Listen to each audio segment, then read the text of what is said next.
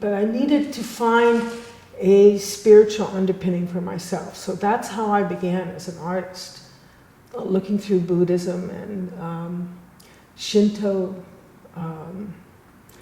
Taoism, and finally I was introduced to Native American practices and began to work with a medicine man in Los Angeles. I worked with him for 10 years. I apprenticed for part of that time.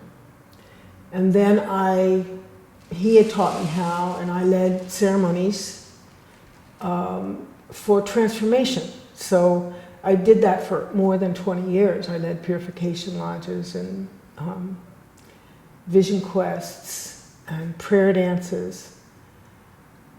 And so that was the process that I used for identifying my relationship, the relationship of who I am to the universe that I'm living in. And that's what I think is important for an artist, or anybody, but that's what I think is important, to ask the question, why am I alive? What is life all about? And so to go back in history to Michelangelo or Brancusi, they had their own kind of relationship to what life was. And so for me, it's like, what is my life? And then what do I do from that understanding? In the Native American practice, you spend, 3 hours in a low willow structure, pouring water on hot rocks and asking the Great Spirit to tell you what's true, with 20 or 30 other people doing that. And a little bit of truth evolves every time you do that. Or you go out on a mountain by yourself for a day and a night. Then you ask, the universe and all the ancestors that are present, you ask them who you are and what you're supposed to do. And you do that on a regular basis. You go 1 night or 2 nights or 3 nights, 6 nights, over a period of many, many years, and you begin to understand who you are in the world and what the world is.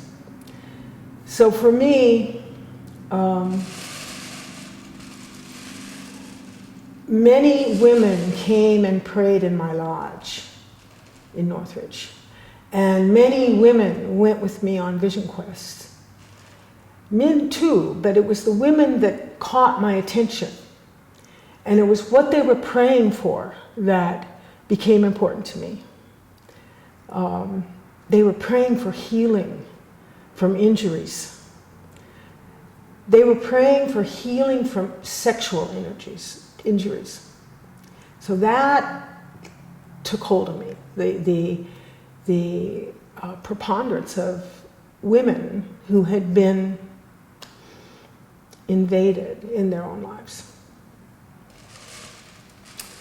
And as I looked at that issue, I saw that there was a universal issue. And then as I looked deeper into it, I found that it was a historical issue. Many people have been kind of delving into that issue, and I pursued that information that has been developed, and the story that came out of that investigation is that women's sexual energy was invaded and corrupted about 5,000 years ago, and the invasion has perpetuated itself. And so for me, the idea, well, then I'm seeing women who have been invaded and who are also unable to access the truth of who they are. They're struggling for some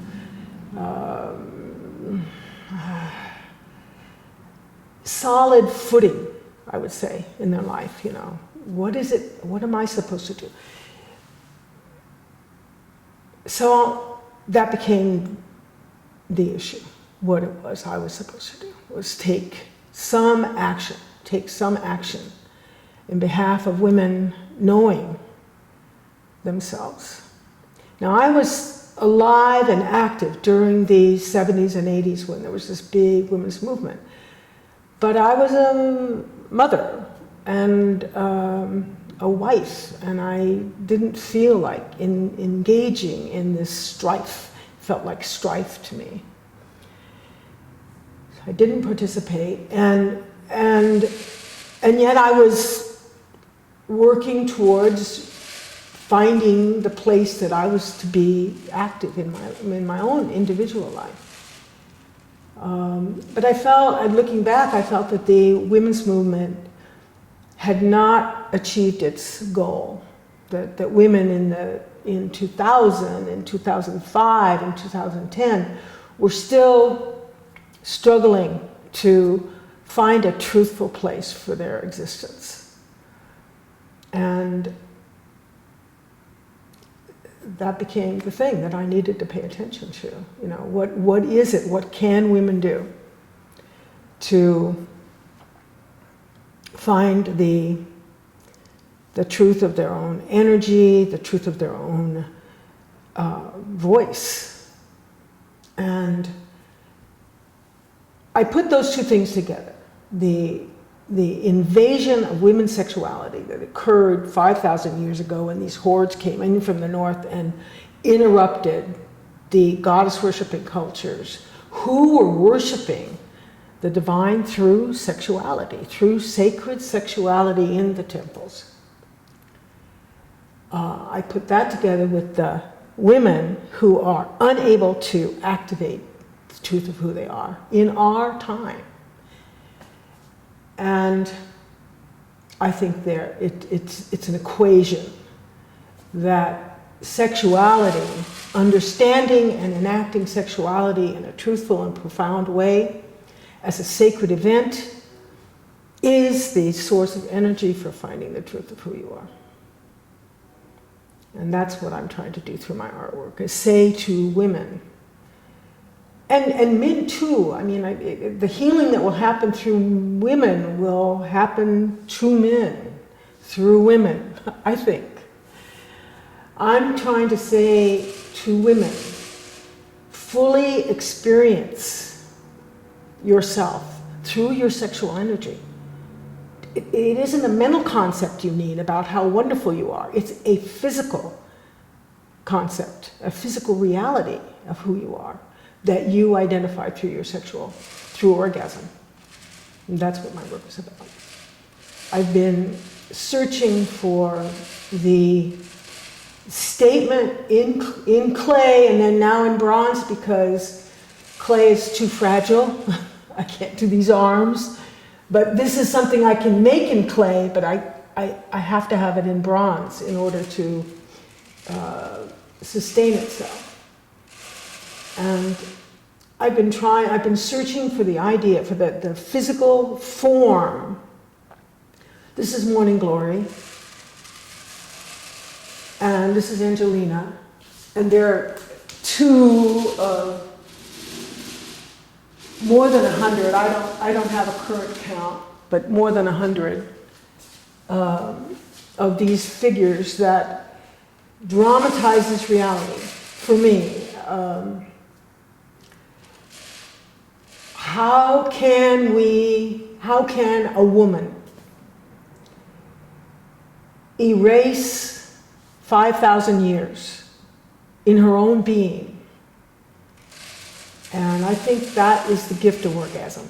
I think that's why we have our sexuality, is to experience the profound nature of our own divinity. I think that's what it is. And when we do that, when we know that that's what an orgasm is, it's an expression of our own divinity, then we can use that understanding and that energy as what are those ropes that you climb up the side of the ship? You can come out of the repression of the truth of who you are. You can climb out of it on your own your own resources. I find it's a question and an answer that are hard to talk about. And even in this physical form, people, very often don't understand. Or if they don't understand. Many, and typically women are really distressed by my work. Because, I don't know why, but I think it's because what it represents is something that they're repressing. And if they're repressing it, denying it, then this is a challenge that my work then becomes a challenge that they're not willing to accept. Many women are not willing to accept. The women who do accept my work, most of them already made the transition, already found the possibility, or are well on their way to finding the possibility that their sexuality is sacred and that it has a purpose to them.